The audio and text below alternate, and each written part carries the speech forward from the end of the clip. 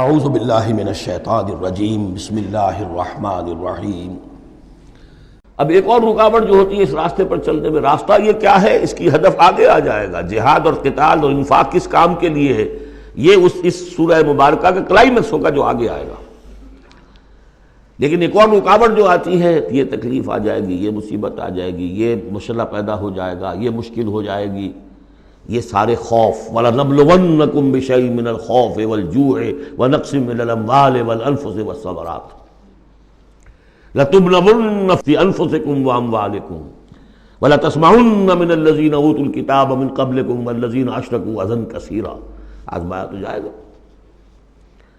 اب اس کے لیے بتایا کہ ایک بہت بڑا نسخہ دیا جا رہا ہے، مَا أَصَابَ مِن مُّصِيبَةٍ فِي الْأَرْضِ وَلَا فِي أَنفُسِكُمْ، نہیں پڑتی کوئی پڑنے والی، کوئی تکلیف، کوئی مصیبت، کوئی آزمائش، کوئی رنج دہ چیز، تکلیف دہ ہے، مگر الا فی کتاب من قبل ان نبرأ، چاہے وہ مصیبت تمہاری اپنی جان پر ہو یا پوری زمین پر ہو۔ وہ بڑے پیمانے پر آیا، سیلاب آیا، زلزلہ آ گیا، ایک انسان کی اپنی ذاتی زندگی میں آیا، ایکسیڈنٹ کے اندر مجروح ہو گیا، کسی بیماری میں مبتلا ہو گیا۔ ما اصاب من مصیبت فی الارض ولا فی انفسکم الا فی کتاب من قبل ان نبرأ، وہ ایک کتاب میں درج ہے اس سے پہلے کہ ہم اسے ظاہر کریں۔ ان ذالک علی اللہ یسیر، یہ اللہ پر بہت آسان ہے۔ اللہ کا علم جو ہے اتنا محیط ہے ما کان و ما یکون کو، کہ جو کچھ ہونا ہے اس کے علم میں تو پہلے سے موجود ہے۔ تو تم اسے بڑا عجیب سمجھو گے، بہت مشکل سمجھو گے، اللہ پر یہ آسان ہے۔ یہ بات تمہیں کیوں بتا دی گئی، اس کا ایک نتیجہ نکلنا چاہیے، لِكَيْ لَا تَأْسَوْا عَلَىٰ مَا فَاتَكُمْ، تم افسوس نہ کیا کرو، مایوس نہ ہو جایا کرو اس چیز پر جو تمہارے ہاتھ سے جاتی رہے۔ حوادث سے، دنیا سے کوئی چیز اگر ہاتھ سے نکل گئی، موقع ہاتھ سے نکل گیا، اب بیٹھے ہیں پچھتا رہے ہیں، پیچ و تاب کھا رہے ہیں، میں اگر اس وقت یہ کام نہ کرتا، سیدھا چلا جاتا تو میرا کام بن جاتا، یہ نہ ہوتا، اس نے یہ کام رکاوٹ نہ ڈالی ہوتی تو یہ میرا کام بن جاتا۔ سوائے وہ پیچ و تاب کے کچھ حاصل نہیں، اور جسے یقین ہے کہ یہ ہونا ہی نہیں تھا میرے لیے، اللہ تعالیٰ کی طرف سے یہ شے طے نہیں تھی، بس بات ختم ہو گئی، اور اس کے میرے ہاتھ سے نکل جانے ہی میں کوئی خیر ہے۔ عسیٰ ان تحبوا شیئا وہو شر لکم وعسیٰ ان تکرہوا شیئا وہو خیر لکم واللہ یعلم وانتم لا تعلمون۔ میں تو جانتا نہیں، اللہ جانتا ہے۔ ما اصاب من مصیبت فی الارض ولا فی انفسکم الا فی کتاب من قبل ان نبرأ ان ذلک علی اللہ یسیر لکی لا تأسوا علی ما فاتکم ولا تفرحوا بما آتاکم، جو کچھ اللہ تمہیں دے دے اس پر اترایا مت کرو، اس لیے کہ وہ بھی آزمائش ہے، جو دیا ہے تمہیں اس میں آزمائش ہے، اس کو اکاؤنٹ فار کرنا پڑے گا، وہ لائبلٹی ہے۔ آپ کو معلوم ہے بیلنس شیٹ جب بنتی ہے تو جو کیپٹل ہوتا ہے وہ لائبلٹیز کے کھاتے میں آتا ہے۔ اتنا مال تھا تمہارے پاس، اب بتاؤ نا کیا کیا تم نے اس میں۔ تو اللہ جو کچھ دیتا ہے وہ لائبلٹی ہے، اس کو اکاؤنٹ فار کرنا ہوگا قیامت کے دن۔ تمہیں اتنا مال دیا تھا میں نے، تم نے کیا کیا؟ تمہیں اتنی ذہانت میں نے دی تھی، تم نے کہاں لگائی؟ یہ صلاحیتیں میں نے دی تھی، کہاں خرچ کی؟ دنیا بنانے میں یا آخرت بنانے میں؟ باطل کے نظام کی چاکری کرنے میں؟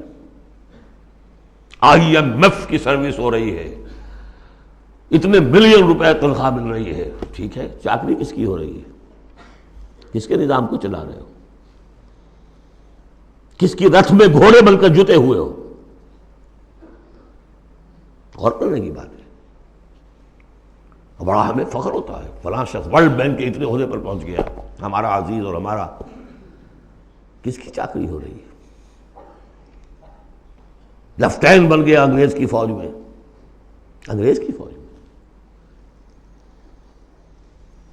لِكَيْ لَا تَأْسَوْا عَلَىٰ مَا فَاتَكُمْ وَلَا تَفْرَحُوا بِمَا آتَاكُمْ، جو کچھ تمہارے ہاتھ سے جاتا رہے، نکل جائے، اس پر افسوس نہ کیا کرو، اور جو کچھ اللہ تمہیں دے دے اس پر اترایا نہ کرو، سوچا کرو۔ بلکہ امام احمد ابن حنبل رحمۃ اللہ علیہ کا معاملہ تو یہ ہوا تھا کہ جب وہ خلق قرآن کا مسئلہ چل رہا تھا تو جس زمانے میں کہ ان پر عتاب ہو رہا تھا حکومت کی طرف سے، جیل میں تھے، مارا جاتا تھا کہ کہو کہ قرآن مخلوق ہے، اور وہ کہنے کو تیار نہیں تھے۔ کہتے ہیں ایسی ایسی ماریں پڑی ہیں کہ ہاتھی کو بھی وہ مار پڑے تو وہ بلبلا اٹھے۔ کبھی آنکھوں میں آنسو نہیں آئے، اس کے بعد حکومت بدل گئی، اب جو نیا خلیفہ ہے اس کی رائے کچھ اور ہے، وہ اب خلق قرآن کا مسئلہ دفن ہو چکا۔ اب جو خلیفہ ہے اس کا ایلچی آیا ہے اشرفیوں کی کچھ تھیلیاں لے کر کے، یہ بادشاہ نے، خلیفہ نے آپ کے لیے بھیجی ہے۔ اب رو پڑے امام احمد بن حنبل، اے اللہ میں اس آزمائش کے قابل نہیں ہوں۔ یہ آزمائش بڑی سخت ہے۔ خطاب دے دے کر انگریزوں نے جو غداریاں کروائیں، پھر خطاب ملتے تھے نا، آنریری مجسٹریٹ بنتے تھے، لیکن کرتے کیا تھے وہ؟ اس قوم کے اندر انگریز کی اس حکومت کو چلانے اور اس کے پاؤں مضبوط کرنے اور جمانے کی جدوجہد۔ لِكَيْ لَا تَأْسَوْا عَلَىٰ مَا فَاتَكُمْ وَلَا تَفْرَحُوا بِمَا آتَاكُمْ وَاللَّهُ لَا يُحِبُّ كُلَّ مُخْتَالٍ فَخُورٍ۔ اللہ کو بالکل پسند نہیں ہے اترانے والے اور فخر کرنے والے، الذین یبخلون، اور ظاہر بات ہے کہ جو مال کے اوپر اترائے گا وہ مال کو سنبھال کر رکھے گا، اسی کی بنیاد پر تو ہے اس کی اکڑ۔ الذین یبخلون ویامرون الناس بالبخل، جو خود بھی بخل سے کام لیتے ہیں اور لوگوں کو بھی بخل کا مشورہ دیتے ہیں کہ میاں ذرا ہاتھ روک کے رکھو، کیا کر رہے ہو؟ تم نے دونوں ہاتھ کھلے چھوڑ دیے ہیں، پتہ نہیں ہے تمہارے ہاں 4 بیٹیاں بھی ہیں، ان کے ہاتھ پیلے کرنے ہیں کہ نہیں؟